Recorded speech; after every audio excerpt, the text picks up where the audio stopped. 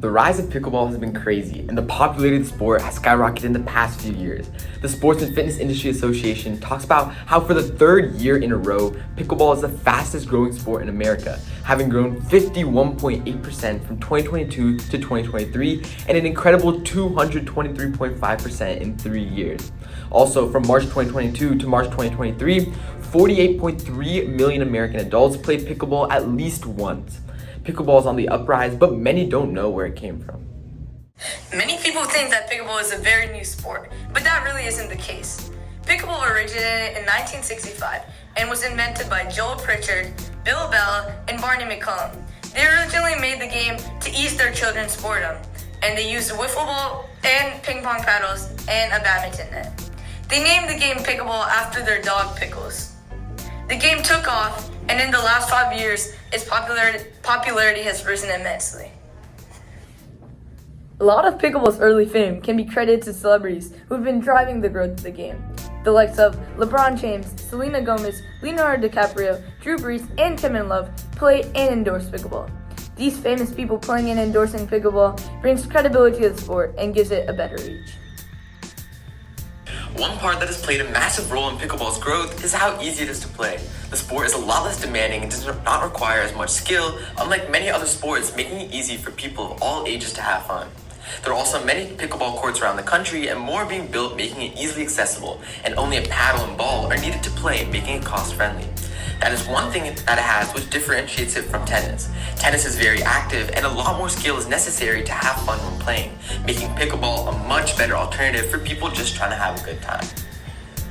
Jonathan Barnes, an experienced pickleball pro at Lifetime, has more to say on this. You can play with a group of 4 people if you're all at the same similar level, have no clue what the rules are, and still have fun. So that is just very unique. Whereas in tennis, I think that if 4 people went out to the court and they had no clue how to play tennis, they would be quite annoyed and confused of what they're doing. So And that, I think that could be like a point of accessibility, right? Like, yeah, that also, yeah. Yep. Like accessibility, you don't there's a lot of public courts with a lot of people there. So you'll never, like with tennis, I could imagine if there's just 2 people playing, you're not gonna go up and be like, hey, can I hit with you guys? Or even if you do and you are, say, a beginner or intermediate player, you might be scared, like, hey, these dudes are just they're going hard right now. Like, I don't want to interrupt that. But And so yeah, Jonathan makes a great point about how the accessibility and the social aspect played a big role in its popularity, but one thing that also played a big role was COVID-19. One place where pickleball blew up was during the time after COVID. Pickleball had already gained a lot of attention, and a lot of people were stuck at home with nothing to do. So pickleball was the perfect option for people who wanted to play outside and socialize again. A majority of people who played the sport before COVID were above 65 years old. But now, due to the pandemic, there was an increase from younger players who wanted to have a fun time.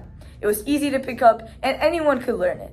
This led to a skyrocket in popularity, with a growth of 34% from 2019 to 2021, according to the Sports and Industry Association. The game, which can be played as either a singles or doubles game, is best described as a mixture of ping pong, tennis, and badminton. A pickleball court looks like a tennis court, but is the size of a badminton court, though a lot of people use tennis or badminton courts for pickleball. The area within 7 feet on both sides of the net is called the non-volley zone, also known as the kitchen. Coming in contact with the non-volley zone when hitting a volley, whether it is the player themselves or anything they might be wearing or carrying, is considered a fault. Only the team that is serving can earn points, but once this team loses a rally or commits a fault, it becomes the opponent's turn to serve. Faults include failing to hit the ball, not passing the ball over the net, or volleying within the non-volley zone, among other things. So overall, the rise of pickleball can be credited to 2 different things. First, the accessibility of it, and second, the social aspect of it. We see that the game is really accessible because not a lot of equipment is actually needed to play this game compared to a lot of other sports where you need a lot more expensive stuff. And so we see that it's also really easy to learn, making it fun for people of all ages to play because it's not as physically demanding as these other sports. And now we also saw that how pickleball courts are being built all over the country, making it really easy for people to just go find a court and play with their friends. This goes into the social aspect, as Jonathan said, how people can just go in and hop with a group of people, which is something that you can't see in a lot of other sports because a skill gap really makes the game not as fun for these people who aren't as good. But that's just something that you don't see in pickleball, which is a big reason why it has grown in popularity compared to these other sports.